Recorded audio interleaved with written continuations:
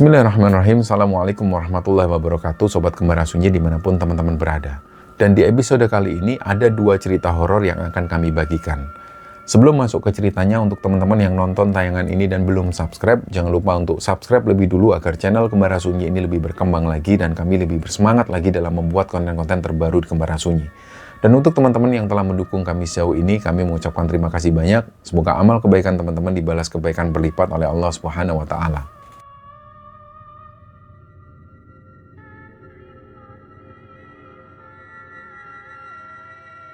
Ya, teman-teman sekalian, di Nusantara ini banyak sekali tersebar mitologi dan cerita rakyat tentang sosok makhluk gaib. Salah satunya berasal dari daerah Sulawesi Tenggara, khususnya di kalangan masyarakat suku Tolaki. Jadi di sana ada sebuah mitos tentang sosok makhluk halus yang dikenal dengan nama Kandole. Kandole ini digambarkan sebagai sosok makhluk halus atau hantu yang berwujud perempuan yang tampilannya itu cantik luar biasa. Nah, sosok makhluk halus ini dikenal sebagai penghuni hutan belantara dan dia paling senang sekali menggoda dan mengelabui kaum laki-laki. Nah, cerita di episode kali ini ceritanya dibagikan oleh sobat kembara yang nama panggilannya Nucai. Nucai ini asalnya dari Sulawesi Tenggara. Dia adalah anak bungsu dari 5 bersaudara. Bapak dan ibunya Nucai ini profesinya sebagai petani. Di situ mereka punya lahan kebun yang lokasinya agak masuk ke tengah hutan. Jadi waktu itu supaya kerjanya ini gampang dan gak bolak-balik dari hutan ke rumah, terutama pas kerjaan lagi padat-padatnya, di situ orang tuanya Nucai ini membangun sebuah pondok kecil di hutan itu untuk tempat nginep. Jadi setelah kerja gak langsung pulang ke rumah, tapi bisa nginep di rumah yang ada di hutan itu. Dan peristiwa ini terjadi di tahun 2017. Waktu itu Nucai pas lagi ikut bapak ibunya nginep di pondok mereka yang ada di tengah hutan itu. Nah, ceritanya malam itu, pas mereka bertiga ini baru siap-siap mau tidur, tiba-tiba handphone bapaknya Nucai itu bunyi.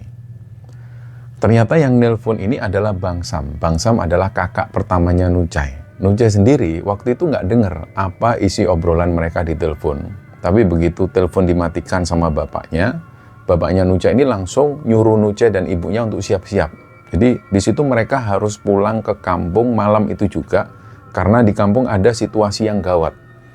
Malam itu juga mereka langsung menuju ke kampung, mengendarai motor, dan singkat cerita sampailah mereka di kampung mereka. Nah, pas sampai di kampungnya itu, bapaknya Nucai ini nggak pulang ke rumah mereka sendiri secara langsung. Jadi si Nucai dan ibunya itu langsung dibawa ke rumahnya Pak Tua. Pak Tua ini adalah kakak kandung dari bapaknya Nucai. Dan begitu sampai di rumah Pak Tua, suasananya tegang di situ. Di ruang tamu itu sudah ngumpul semua keluarganya Nucai ini. Di situ ada Bang Erik. Bang Erik ini kakak ketiganya Nucai. Terus ada 2 sepupunya Nucai ini yang namanya Yuda dan Farid. Nah, kondisi Bang Erik dan juga Farid waktu itu duduk mojok dan wajah mereka ini sudah ketakutan. Wajah mereka pucat dan kayak ketakutan. Nah, di situ sedangkan Yuda, kondisinya ini jauh lebih parah. Yuda waktu itu tergeletak di lantai dan dia nggak sadarkan diri. Pak Tua yang dari tadi ini sudah mendengarkan cerita awal dari Erik dan Farid. Akhirnya Pak Tua ini ngomong ke bapaknya Nucai. Kata Pak Tua, si Yuda sekarang ini itu dalam bahaya besar. Nah, dari runtutan cerita Erik dan Farid, malam itu ceritanya mereka bertiga ini baru selesai ngopi di warung dekat area Jembatan Kuning. Ceritanya pas mereka setelah ngopi, mereka ini mau pulang. Nah, di tengah jalan itu mereka ketemu dengan seorang perempuan. Perempuan ini jalan kaki sendirian. Nah, ditambah waktu itu jalanan ini posisinya di area pegunungan dan dikelilingi hutan yang lebat.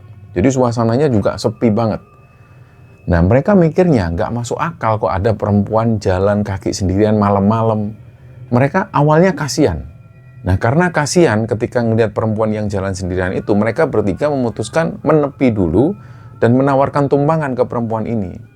Terus begitu motor mendekati si perempuan itu, Erik, Farid, dan Yuda itu langsung kaget. Mereka pas ngelihat si perempuan ini, paras perempuan itu cantik banget. Pas dia noleh itu, langsung mereka kaget, ini perempuan kok cantik banget, kulitnya juga mulus, dan matanya itu sipit, kayak cewek-cewek Jepang. Pokoknya ini adalah tipe perempuan mereka banget. Dan menurut mereka, perempuan ini adalah tipe perempuan yang gampang membuat cowok itu kesengsem. Awalnya pas ditanya sama Bang Erik dan Bang Farid, si perempuan ini cuma nunduk dan dia diam terus. Nggak mau ngomong apa-apa. Tapi ketika Bang Yuda yang nanya, kebetulan Bang Yuda ini di keluarganya itu memang dikenal punya sifat yang agak genit sama perempuan. Baru ketika ditanya sama Bang Yuda, perempuan ini mau jawab. Perempuan itu akhirnya menyebutkan namanya Nining. Di sini Nining bilang kalau dia itu memang lagi nyari tumpangan karena dia mau pulang ke daerah Moramu. Bang Erik dan Bang Farid waktu itu ragu buat nganterin. Karena apa? Karena jarak dari lokasi mereka itu benar-benar di pegunungan. Dan untuk menuju ke daerah Moramu itu jauh banget. Tapi si Yuda ini yang sudah kepincut dengan cantiknya si Nining, waktu itu ngotot. Yuda waktu itu bersikeras, dia mau nganterin Nining sendirian ke arah Moramu. Nah, di situ sempat terjadi perdebatan antara mereka bertiga, tapi karena Yuda ini terus ngeyel, akhirnya Erik dan Farid ngalah. Dan waktu itu mengizinkan Yuda untuk mengantarkan Nining. Nah, kesepakatannya di sini yaitu Erik dan Farid ini bakal menunggu Yuda sampai balik. Mereka akan nunggu di area dekat jembatan. Berangkatlah Yuda waktu itu, jadi Nining si perempuan ini langsung naik bonceng ke motornya Yuda. Terus menurut keterangan Yuda di tengah perjalanan itu, Yuda ini ceritanya dia pengen kencing. Karena kondisinya dingin banget, dia pengen kencing. Dia akhirnya menepikan motornya di pinggir jalan, ini sudah hutan lebat semua. Yuda ngomong ke Nining, kamu tunggu di sini sebentar ya, kamu tunggu di sini, kamu jangan kemana-mana, karena bahaya di sini. Terus Yuda di situ jalan agak masuk ke semak-semak, dan ketika Yuda selesai kencing, dia pas mau berbalik menuju ke motor, tiba-tiba dia kaget. Nining ini sudah berdiri di situ, persis di belakangnya. Yuda kaget dan dia nanya, loh kamu ngapain kok ngikutin aku ke sini? Di situ Nining ini nggak menjawab, dia itu malah senyum ke Yuda. Dan senyumnya itu senyum yang menggoda banget. Yuda yang dari awal itu memang sudah kesengsem dengan paras cantiknya Nining.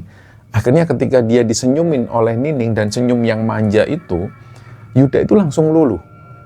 Dan disinilah Nining langsung nyium Yuda. Awalnya pipinya Yuda yang dicium, dan yang dirasakan Yuda waktu itu dingin banget ketika dicium sama Nining.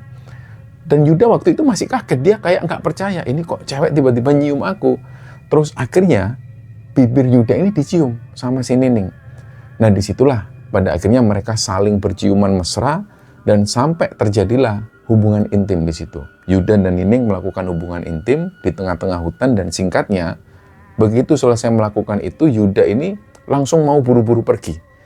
Tapi pas Yuda ini kaget waktu itu mau pergi karena tiba-tiba dia ngelihat, tuh tanganku ini kok berlumuran darah semua. Dan pas Yuda ngelihat ke bawah, Yuda ngecek semua seluruh badannya itu banyak darah di sekujur tubuhnya. Dalam kondisi yang panik seperti itu, dia ngelihat ke arah Nining. Nining ini cuma duduk di situ sambil ngeliatin Yuda terus. Jadi Nining ini nggak takut sama sekali. Dia cuma ngeliatin Yuda terus sambil ketawa cekikian. Nah Yuda ini sempat mikir, ini cewek aneh banget. Aku berlumuran darah kayak gini, tapi dia sama sekali nggak takut, dia malah ketawa cekikian. Nah nggak lama Yuda ini agak lari menuju ke motornya. Dia mau ambil lap atau apa. Tiba-tiba Nining itu ketawa kenceng. Dan disinilah yang membuat Yuda itu merinding. Karena ketawanya ini benar-benar kayak kuntilanak. Pas Yuda mau lari ke motornya itu, Nining akhirnya berdiri. Dan nggak tahu kenapa ketika Nining berdiri, Yuda itu nggak bisa lari. Dia akhirnya noleh ke arah Nining. Wajah Nining ini masih seperti itu ya. Dia masih kelihatan normal kayak manusia biasa. Wajahnya juga masih kelihatan cantik. Terus dia bilang ke Yuda bahwa sebenarnya kamu itu bukan targetku. Sebenarnya targetku itu Erik. Tapi karena aku tahu kalau Erik itu punya kodam penjaga, aku nggak bisa nembus pertahanannya Erik. Jadi aku melampiaskan niat jahatku itu ke kamu. Nah seketika setelah ngomong seperti itu, barulah wajah Nining ini berubah wujud. Nining yang tadinya ini masih kelihatan cantik, seketika itu berubah jadi wujud aslinya, yaitu Kandole ini. Wajahnya itu berubah jadi rata dan pucat. Bajunya yang tadinya ini bersih itu berubah jadi penuh lumuran darah dan rambutnya berantakan. Yuda di situ langsung lari menuju motornya. Motornya ini sempat dituntun. Sampai jarak yang agak jauh barulah motornya ini di starter dan dia langsung lari cepet-cepetan. Dan setelah motornya ini berhasil nyala, dia langsung kencang melajukan motornya. Dan sosok Kandole ini itu masih terus ketawa. Dan dia juga melontarkan kutukan-kutukan ke arah Yuda. Dan Yuda masih dengar itu. Singkatnya, ketika Yuda ini berhasil kabur dan dia sudah balik ke Jembatan Kuning itu, di waktu yang sama, Erik dan Farid ini sudah nunggu. Dia nunggu sekitar hampir 1 jam. Nggak lama kemudian dia melihat dari kejauhan motor Yuda ini datang. Nah, di situ mereka lega karena Yuda sudah balik. Ternyata Yuda ini berhenti dan motornya itu masih nyala di situ. Yuda berhenti. Jadi belum sampai ke arah Farid. Disusullah Yuda oleh Erik dan Farid. Dan pas mereka menyusul itulah mereka ngelihat kondisi Yuda. Yuda ini badannya sudah gemetaran gak karuan. Dan pandangan matanya itu kosong. Erik ngelihat bajunya juga sudah robek-robek, terus di sekujur tubuhnya itu penuh lumuran darah. Pas ditanya, Yuda cuma diem. Nggak lama kemudian barulah Yuda ini ngomong, dia mengaku kalau dia itu tadi ini baru berhubungan badan sama Nining. Nah, Erik dan Farid yang awalnya mencoba untuk mencairkan suasana dengan candaan-candaan, mereka mengira, oh, mungkin kamu habis berantem ya sama Nining, kamu habis ngelakuin itu terus kamu berantem ya. Tapi pas dicandain seperti itu, Yuda itu nggak ketawa sama sekali. Dia malah nangis sesenggukan, terus dia bilang, Nining itu bukan manusia, dia itu Kandole. Disitulah Yuda ngomong sendiri bahwa ajalnya ini mungkin sudah nggak akan lama lagi. Karena dia baru saja berhubungan intim dengan sosok Kandole. Nah, ketika mengetahui hal ini, Erik dan juga Farid itu langsung ketakutan juga karena mereka tahulah sosok Kandole itu siapa. Erik ini langsung bawa Yuda pulang ke rumah Pak Tua, dan yang seperti cerita di awal tadi, sesampainya di rumah Pak Tua itu, Yuda langsung kayak kehilangan seluruh tenaganya. Dia diam terus dan akhirnya dia pingsan. Nah, disitulah Erik dan Farid yang juga pucat ketika mendengar hal ini. Dia juga ngomong ke keluarganya kalau ini urusannya sama Kandole. Nah, kembali lagi ke situasi di dalam rumah Pak Tua. Setelah mendengar semua yang diceritakan oleh Erik dan Farid itu, Pak Tua langsung menghubungi keluarga intinya Nucai, termasuk bapak dan ibunya Nucai. Jadi malam itu keluarga besar ini berusaha untuk menyelamatkan nyawanya Yuda. Mereka di situ ya membaca-bacakan doa-doa dan membasuh tubuh Yuda itu menggunakan air yang sudah didoakan. Usaha itu sempat membuahkan hasil. Yuda waktu itu sempat tiba-tiba sadar dari pingsannya, tapi pas sadar itu, kondisi Yuda itu masih nangis sesenggukan dan dia masih merasa kesakitan. Dalam kondisi yang kritis seperti itu, Yuda itu sempat pesan supaya keluarga semua ini harus hati-hati. Karena ini ada pihak luar yang sengaja mengirim ilmu hitam atau mereka ini berniat jahat ke keluarga kita dan niat menghancurkan keluarga kita. Nggak lama setelah Yuda ngomong seperti itu, kondisi Yuda langsung drop. Dan Yuda ngelihat ke arah bapak dan ibunya. Yuda itu minta maaf. Dengan kondisi yang badan lemes, ngomongnya terpatah-patah, dia minta maaf atas semua kelakuannya. Dan persis setelah dia minta maaf itu, Yuda diam. Dia lemes. Dan mulutnya itu mengeluarkan suara kayak orang yang ngorok. Nggak lama setelah itu, Yuda mengembuskan nafas terakhirnya dan dia meninggal dunia. Akhirnya keesokan harinya, ketika jasad Yuda itu dimandikan, keluarga yang memandikan jasadnya Yuda ini ngelihat di situ banyak sekali bekas cakaran yang menurut mereka percaya ini adalah bekas cakaran dari sosok Kandole. Dan penemuan bekas cakaran ini itu semakin menguatkan dugaan keluarga bahwa sosok Kandole itu adalah kiriman ilmu hitam. Santet itu memang niatnya ditujukan untuk Erik, tapi serangannya itu kayak mental dan yang jadi korban tumbalnya ini adalah Yuda. Ternyata beberapa waktu setelah itu sosok Kandole kiriman ini ternyata masih terus-terusan mengincar Erik. Dia masih mau menjadikan Erik ini tumbal utamanya. Jadi semenjak kejadian itu, setiap malam itu selalu saja ada kejadian aneh di rumahnya Erik. Mulai dari lampu rumah yang mati, terus kemudian muncul banyak bekas cakaran di pintu depan rumahnya Erik. Disitulah Erik ini mulai ketakutan juga, apalagi dia sadar kalau kekuatan Kandole ini itu terlalu kuat dan terlalu mendominasi. Karena waktu itu Erik merasa kalau posisinya ini terancam, Erik akhirnya menghubungi kenalan lamanya. Temennya ini tuh namanya Reza. Reza ini aslinya orang Kalimantan, tapi dia merantau di Sulawesi. Nah, Reza ini punya kemampuan mata batin atau indera keenam yang kuat. Reza dan Erik sudah akrab sejak mereka masih di bangku sekolah dulu. Dan pas mendengar cerita Erik Erik bilang kalau dia diancam sosok Kandole atau santet Kandole, Reza ini bersedia untuk membantu Erik. Jadi keesokan harinya pas malam hari itu Erik ini sengaja untuk melewati area Jembatan Kuning. Memang mereka ini punya skenario seperti itu. Jadi Erik disuruh melewati Jembatan Kuning, nanti kalau sudah sosok Kandole ini keluar, Reza akan muncul. Jadi Erik sengaja melewati area Jembatan Kuning itu sambil mengendarai motornya pelan-pelan. Area itu memang jalan utama yang biasa dia lewati kalau mau pulang. Dan benar, pas lagi dia jalan di jalanan sepi itu, sosok Nining si Kandole itu muncul lagi. Dia langsung menghadang Erik. Wujudnya si Nining ini itu masih sama persis seperti kejadian yang menimpa Yuda waktu itu. Jadi si Nining ini, dia cantik, kulitnya putih dan matanya itu sipit.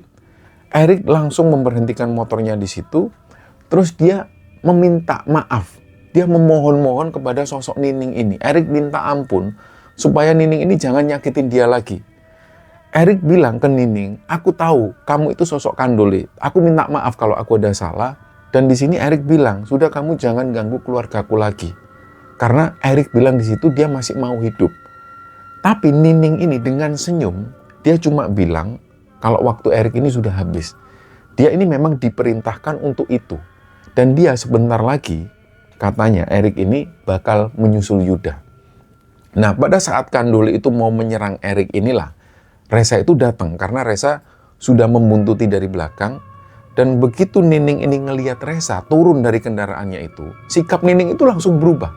Jadi sosok Kandole ini langsung berubah sikapnya. Nining yang tadinya mau membunuh Erik itu tiba-tiba malah kayak melongo ketika ngelihat Reza. Nining ini bahkan sempat nyeletuk bahwa selama dia melihat manusia, baru pertama kali ini dia ngelihat pemuda yang setampan Reza.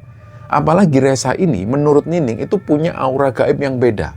Dan menurut Nining, Reza itu beda sama laki-laki pada umumnya yang gampang dihasut dengan pesona gaibnya. Nah, mengetahui hal ini, Reza langsung bernegosiasi. Di situ Reza minta supaya Nining melepaskan Erik dan berhenti meneror keluarganya Erik. Nining, si sosok Kandole itu sempat mikir. Dia bingung, akhirnya Nining mau menyetujui untuk membebaskan Erik, tapi ada syarat yang dia minta. Syaratnya si Nining ini, si sosok Kandole itu minta supaya Reza mau menikah dengan Nining di alam gaib. Rencananya nanti Reza ini akan dibawa ke alam gaib dan mereka akan menikah di sana. Alasan Nining, dia merasa kalau Reza itu adalah pasangan serasi bagi Nining. Dan demi menyelamatkan nyawa Erik dan keluarganya, Reza akhirnya menyetujui syarat itu. Dia mau menikah dengan sosok Kandole ini, dan entah gimana prosesnya, Erik sendiri nggak tahu. Konon kabarnya, Reza dan Nining ini akhirnya menikah di alam gaib. Dan sejak itulah, Erik dan keluarga ini sudah nggak pernah lagi diteror oleh sosok Kandole. Dan memang Reza mengakui sendiri kalau dia memang sudah menikah dengan sosok Kandole itu. Dan kisah inilah teman-teman yang dibagikan oleh Sobat Kembaran Lucai kepada Kembara Sunyi.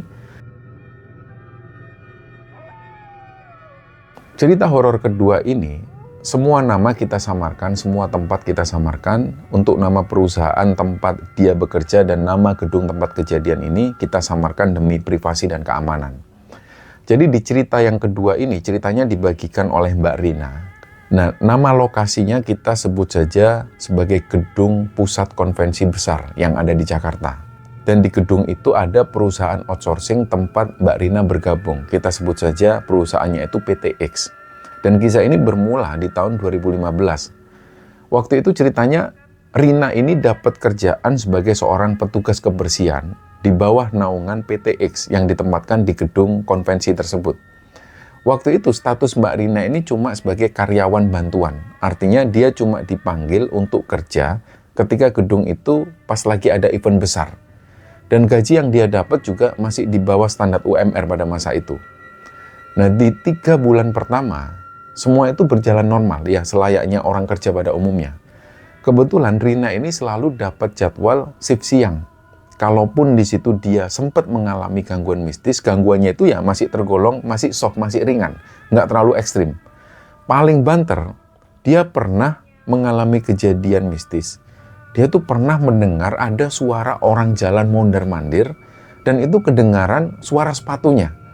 Tapi pas dicek, nggak ada orang di situ.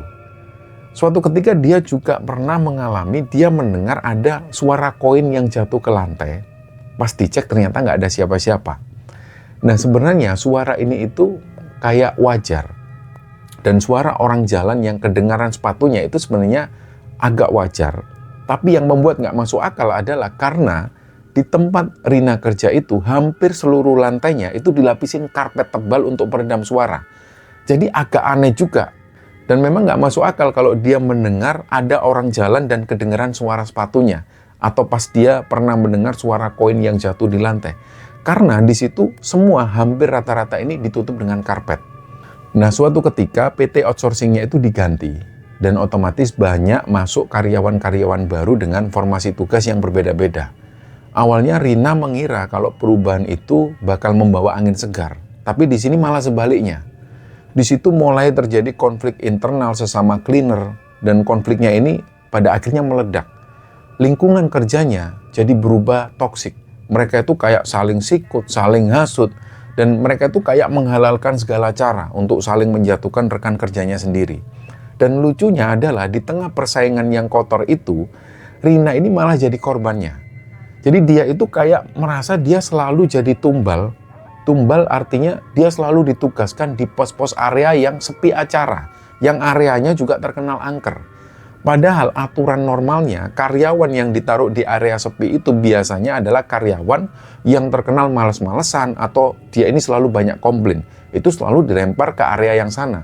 Tapi Rina sendiri yang kerjanya itu rajin, dia malah ditaruh atau ditempatkan di tempat yang nggak semestinya. Jadi pada akhirnya ya dia tetap terima. Dan kejadian pertama pas Rina ini masuk shift siang, hari itu Rina ini diplotting untuk menjaga di area hall.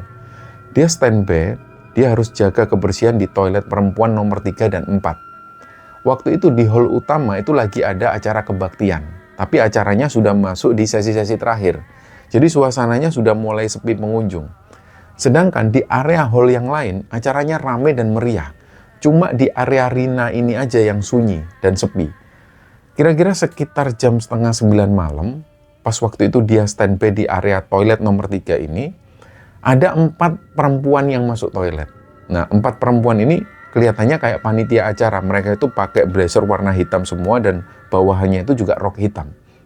Nah, 4 orang ini masuk ke toilet sambil ngobrol dan sambil bercanda-canda. Jadi ya kayak biasanya lah.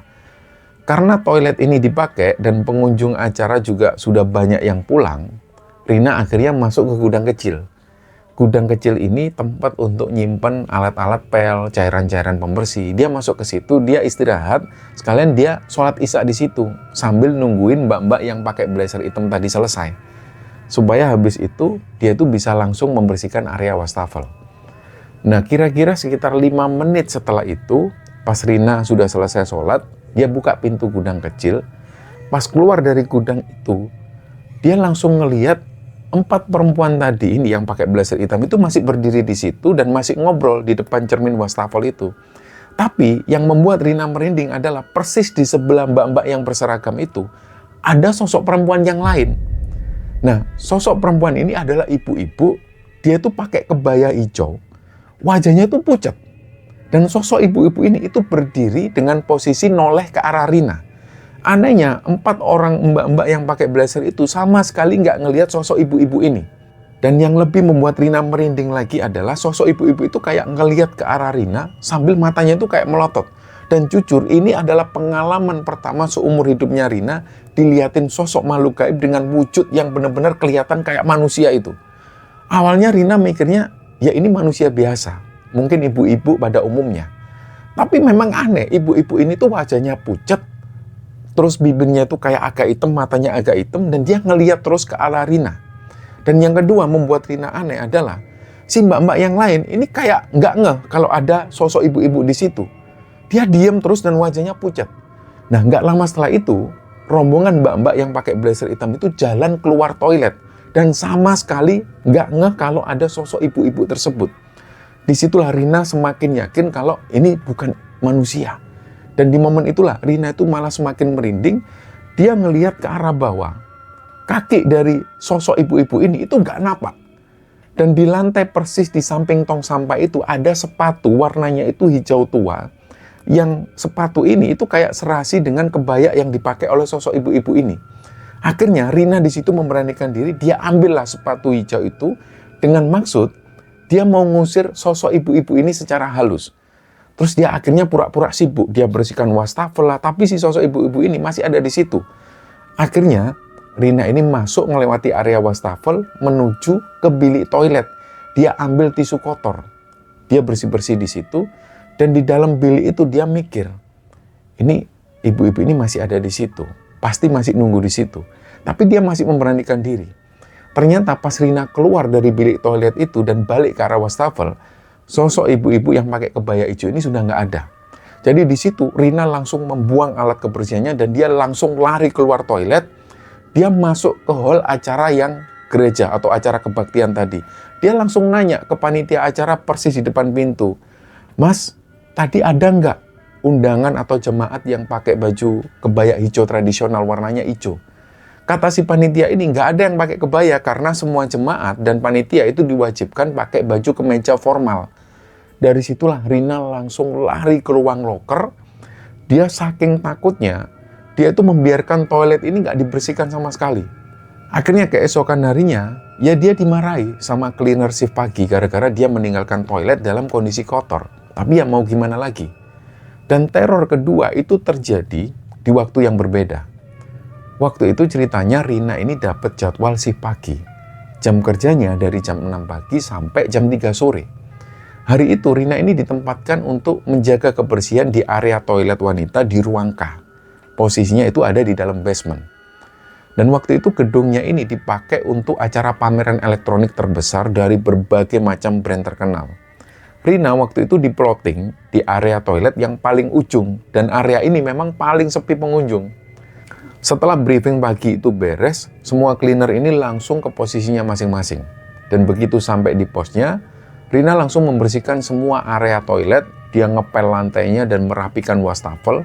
Sekitar jam 7 pagi, semua kerjaannya ini beres. Tapi pas kerjaan selesai, dia tuh tiba-tiba merasa ngantuk banget. Dan ini nggak biasanya, dia merasa ngantuk yang seperti itu. Ngantuknya itu nggak bisa ditahan.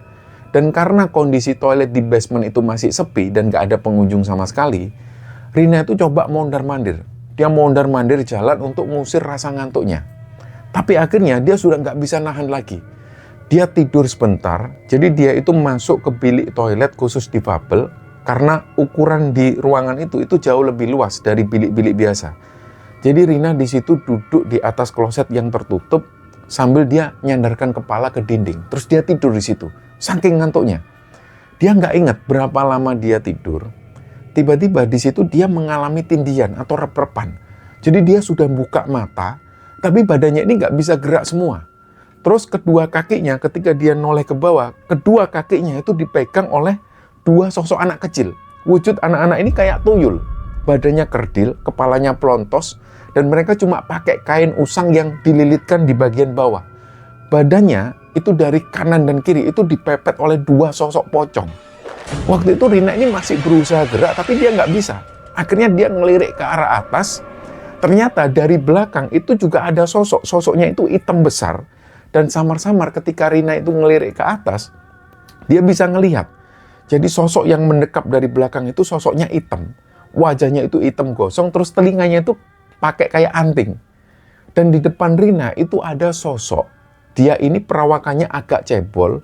Terus dia itu megang semacam alat musik kayak simbal pieng. Simbal yang biasa dipakai di barongsai-barongsai itu. Pieng-pieng. Dia megang itu, si sosok ini megang simbal itu sambil kayak joget-joget di depan Rina. Rina waktu itu nggak bisa ngapa-ngapain, tapi dalam hati dia sudah berusaha untuk membaca-baca sebisanya. Tapi kayak di situ seolah-olah sosok-sosok ini kayak malah semakin nantang. Setiap kali Rina membaca dalam hati, Allahu Akbar, Allahu Akbar. Terutama sosok yang di depan Rina, yang cebol itu, yang joget-joget dari tadi, itu kayak malah nabu simbalnya. Ceng, ceng. Terus dia malah mendekatkan simbalnya ini ke telinganya Rina, sambil simbal itu terus dipukul. Peng, peng, peng.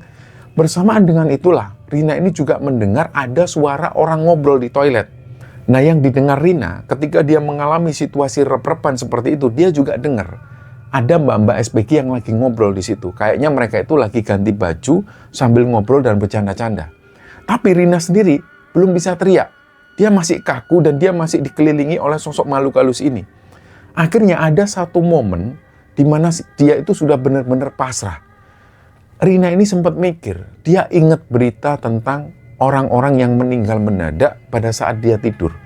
Rina sempat mikir, ya Allah, mungkin kayak gini ya rasanya nyawa yang ditarik pas lagi tidur. Jadi dia sudah merasa, dia pasti sebentar lagi dia akan meninggal. Di titik itulah, di titik di mana dia sudah pasrah, dia sudah nggak bisa baca-baca doa lagi, dia cuma berdoa, ya Allah, kalau memang hari ini saya harus mati di sini, tolong ya Allah, jagain 2 anak saya di rumah. Yang ada di pikiran Rina ini cuma 2 anak kandungnya di rumah. Dan di detik setelah dia pasrah dan ikhlas menyerahkan semuanya kepada Tuhan, tiba-tiba awalnya jari tangannya yang bisa gerak lebih dulu. Dan gak lama kemudian tangan-tangannya bisa gerak dan akhirnya semua tubuhnya ini bisa gerak. Dan sosok-sosok mengerikan itu dari tuyul, pocong sampai sosok hitam ini langsung menghilang semua. Dan begitu badannya Rina ini sudah bisa gerak lagi, Rina langsung dorong pintu, dia keluar dari bilik toilet itu. Jadi mbak-mbak SPG yang lagi dandan di depan kaca wastafel itu langsung kaget semua. Karena tiba-tiba Rina itu kayak gobek. Apalagi Rina waktu itu keluarnya ini dalam kondisi pucat. Dan semenjak kejadian itu, Rina nggak berani lagi masuk toilet kalau toilet ini kondisinya sepi. Dia masuk ngepel atau membersihkan wastafel kalau di dalam toilet itu pas lagi ada pengunjung. Pokoknya kalau pas sepi, dia memilih nunggu di luar. Nah, suatu ketika gedung itu ceritanya disewa acara wisuda sebuah universitas yang kabarnya ini bakal dibagi ke dalam 3 sesi. Awalnya ya Rina tenang-tenang aja, dia mengira ya namanya acara wisuda itu pasti rame, bakal tumpah ruah pengunjungnya. Dan ternyata di hari itu, ketika hari wisuda itu, di area itu sepi banget. Rina ini sendirian di area lantai itu sampai jam 9 malam. Ketika jam 9 malam, dia mulai bersih-bersih total, pikirnya waktu itu, sudahlah mending dibersihin sekarang, supaya kerjaan anak-anak shift pagi besok itu agak enteng. Jadi di situ dia mulai membersihkan bilik toilet satu persatu, dia nyiram lantai keramik, dia ngepel sambil dia muter lagu dari HP-nya supaya nggak sepi. Nah pas lagi ngepel lantai itulah tiba-tiba ada yang ngetuk pintu, dok dok dok. Nah dia awalnya kaget, tapi dia mikir ini pasti anak-anak ini yang lagi iseng. Dia biarin, nggak lama lampu itu ada yang mainin, cetek, dimatikan terus dinyalakan lagi. Di situ Rina semakin yakin ini pasti teman-temannya sendiri. Dan ini kejadian ini diulang terus-menerus.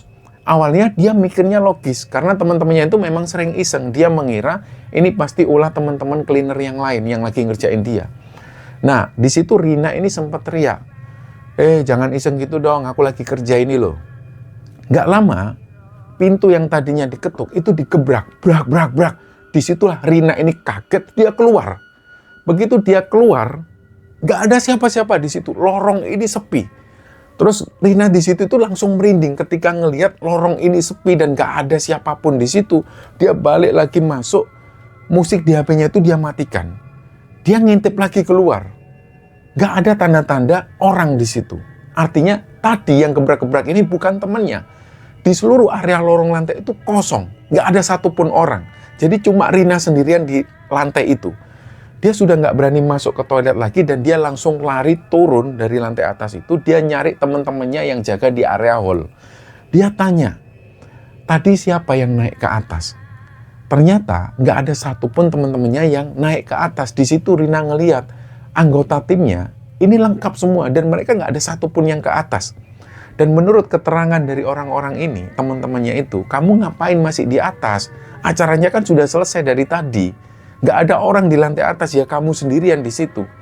Akhirnya disitulah Rina ini merinding sampai saking takutnya dia tuh nggak bisa ngomong. Nah sebenarnya kejadian mistis di gedung itu kayak sudah jadi rahasia umum. Gedung itu memang sudah terkenal angker. Sering banget ada cerita tukang yang kerja maintenance gedung. Itu mereka ini sering mendengar cerita orang yang jatuh dari ketinggian di hall B. Dan itu kejadiannya nggak cuma sekali tapi sering kali. Bahkan pernah ada cerita seorang cleaner ini yang lagi tugas, itu tiba-tiba dia jatuh terus meninggal dunia di tempat. Pokoknya mitos dan juga tumbal di gedung itu, ini kayak sudah jadi cerita urban legend di kalangan staf yang bekerja di sana.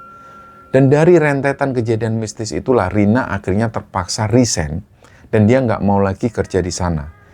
Ini bukan karena gangguan gaib pas dia lagi kerja aja, tapi ternyata sosok makhluk-makhluk halus itu mulai ngikutin ke rumah dan mulai meneror Rina sampai dia ada di rumahnya. Di rumah itu, Rina ini sering mendengar suara-suara aneh. Kadang ada suara orang yang teriak di telinganya. Dan yang paling sering itu dia sering mendengar ada suara tangisan perempuan. Kadang-kadang juga pernah suatu hari di tengah malam itu dia kebangun gara-gara di telinga Rina dia mendengar ada suara anak kecil yang teriak. Dan dia nangis histeris. Jadi kehidupannya Rina ini semakin gak nyaman dan dia selalu ketakutan. Tapi selain alasan mistis, alasan terkuat dia memilih untuk tidak melanjutkan kontrak kerja di situ adalah karena lingkungan pergaulannya yang sudah gak sehat. Dan jujur, kerja di lingkungan gedung itu untuk pertama kalinya dia merasakan kerja di lingkungan yang penuh intrik. Dan intriknya itu intrik yang receh-receh. Dari staf level atas sampai karyawan bawah, mereka semua itu kayak pakai topeng. Dan ternyata korupsi di sana ini juga merajalela. Banyak gaji-gaji karyawan itu yang dipotong dengan alasan yang gak masuk akal. Dan perselingkuhan itu juga terjadi di mana-mana. Saling menjatuhkan antar staf satu sama lain itu juga terjadi. Sampai ada yang namanya prostitusi terselubung di situ. Jadi ceritanya ada satu kisah nyata yang membuat geger satu gedung waktu itu. Di gedung itu ada seorang staf laki-laki, levelnya level atas. Sosok staf ini di mata karyawan itu terkenal alim. Beliau itu religius dan taat beribadah. Bahkan Rina dan teman-temannya waktu itu sempat menjadikan sosok bapak-bapak ini sebagai panutan. Beliau adalah sosok atasan yang sangat amanah dan gak neko-neko. Tapi ternyata sosok yang awalnya jadi panutan ini ternyata diam-diam juga tergoda. Dia sempat akhirnya selingkuh dengan seorang anak cleaner perempuan yang baru kerja sebulan di situ. Cleaner ini namanya Reni. Reni waktu itu memang badannya seksi. Dan dia kalau ngomong ke laki-laki, itu membuat laki-laki itu kayak kesengsem. Dan si bapak-bapak yang alim ini akhirnya kesengsem dengan si Reni ini. Dan pada akhirnya perselingkuhan itu pun terjadi. Dan setelah perselingkuhan itu berjalan, Reni itu dengan bangganya. Dan dia tanpa rasa sungkan selalu memamerkan barang-barang mewah di depan teman-teman cleaner lainnya. Tiap bulan, Reni selalu ganti HP baru, dan HP-nya selalu mahal-mahal. Dia selalu pakai barang-barang yang branded, yang secara logika ini nggak mungkin bisa dibeli dengan gaji cleaner additional yang pas-pasan seperti itu. Jadi awalnya teman-teman cleaner itu cuek dan nggak mau ambil pusing. Tapi pada akhirnya terbongkar juga lah aib itu dan membuat geger satu gedung. Dan persis ketika aib ini terbongkar, di hari yang sama itu juga, rumah si bapak-bapak yang terkenal alim itu akhirnya kebakaran dan ludes habis kebakar api. Jadi semua orang jadi tahu, ternyata orang yang dianggap alim ini, dia adalah pelaku perselingkuhan ini juga. Dan bagi orang-orang yang ada di sana, kejadian ini jelas bukan sebuah kebetulan. Dari kejadian mistis dan juga bobroknya moral di sana itulah Rina akhirnya memutuskan untuk mengundurkan diri. Dan setelah dia keluar dari sana, Rina bekerja sebagai driver ojek online atau ojol. Dan inilah teman-teman dua cerita horor yang sudah kami ceritakan. Semoga kita semua bisa mengambil hikmah dan bisa mengambil pelajaran di dalamnya. Mohon maaf jika ada salah-salah kata. Wassalamualaikum warahmatullahi wabarakatuh.